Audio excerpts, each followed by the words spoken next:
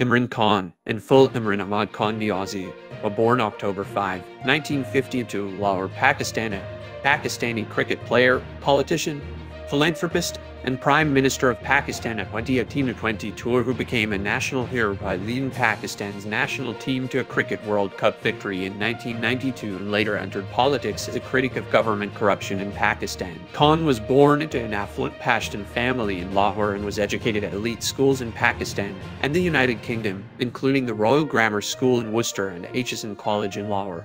There were several accomplished cricket players in his family, including two older cousins, Javed Burki and Majid Khan, who both served as captains of the Pakistani national team. Imran Khan played cricket in Pakistan and the United Kingdom in his teens and continued playing while studying philosophy, politics, and economics at the University of Oxford. Khan played his first match for Pakistan's national team in By the early 1980s, Khan had distinguished himself as an exceptional bowler and all-rounder, and he was named captain of the Pakistani team in 1982. Khan's athletic talent and good looks made him a celebrity in Pakistan and England, and his regular appearances at fashionable London nightclubs provided fodder for the British tabloid press. In 1992, Khan achieved his greatest athletic success when he led the Pakistani team to its first World Cup title, defeating England in the final. He retired that same year, having secured a reputation as one of the greatest cricket players in history. After 1992, Khan remained in the public eye as a philanthropist. He experienced a religious awakening, embracing Sufi mysticism and shedding his earlier playboy image.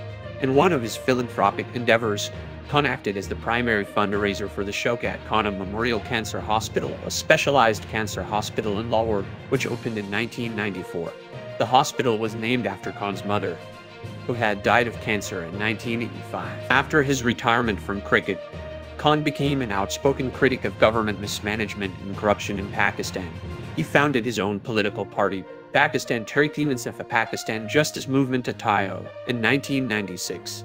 In national elections held the following year, the newly formed party won less than 1% of the vote and failed to win any seats in the National Assembly, but it fared slightly better in the 2002 elections, winning a single seat that Khan filled. Khan maintained that vote rigging was to blame for his party's low vote totals. In October 2007, Khan was among a group of In spite of the T's struggles in elections, Khan's populist positions found support, especially among young people. He continued his criticism of corruption and economic inequality in Pakistan and opposed the Pakistani government's cooperation with the United States in fighting militants near the Afghan border.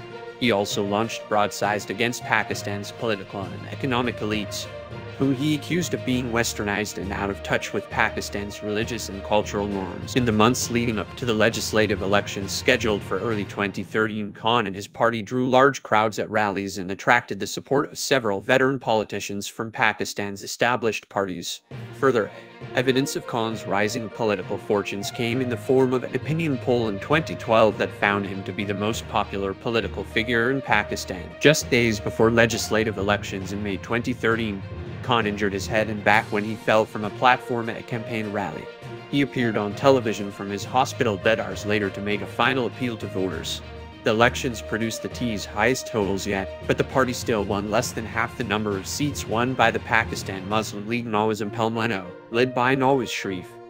Khan accused Impelmen of rigging the elections. After his calls for an investigation went unmet, he and other opposition leaders led for months of protests in late 2014 in order to pressure Sharif to step down. The protests failed to oust Sharif, but suspicions of corruption were amplified when the Panama Papers linked his family to offshore holdings. Khan organized a new set of protests in late 2016 but called them off at the last minute after the Supreme Court agreed to open an investigation. The investigation disqualified Sharif from holding public office in 2017, and he was forced to resign from office. Khan, meanwhile, was also revealed to have had offshore holdings but, in a separate case, was not disqualified by the Supreme Court. Elections were held the following year. In July 2018, Khan ran on a platform of fighting corruption and poverty, even as he had to fight off accusations that he was too cozy with the military establishment. The tie won a plurality of seats in the National Assembly, allowing Khan to seek a coalition with independent members of the parliament. He became Prime Minister on August 18. As Prime Minister, Khan faced a mounting balance of payments crisis. The economy was experiencing growth, imports and debt commitments from before his term had skyrocketed in recent years, especially because of the China-Pakistan Economic Corridor (PECA) initiative.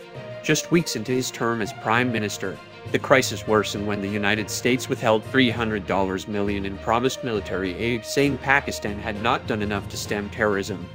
Khan attempted to seek foreign aid from friendly countries first because a dozen previous packages from the International Monetary Fund had failed to solve Pakistan's mess. Aside from courting foreign aid, Khan oversaw several significant developments in Pakistan's foreign relations.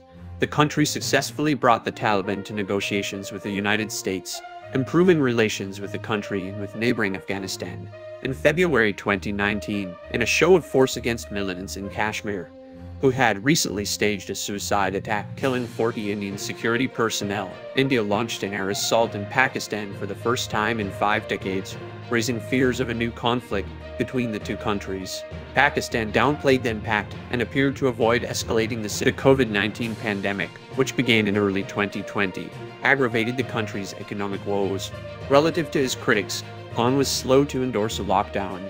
In contrast, the provincial government in Sindh, controlled by an opposition party, was quick to implement a strict lockdown in March.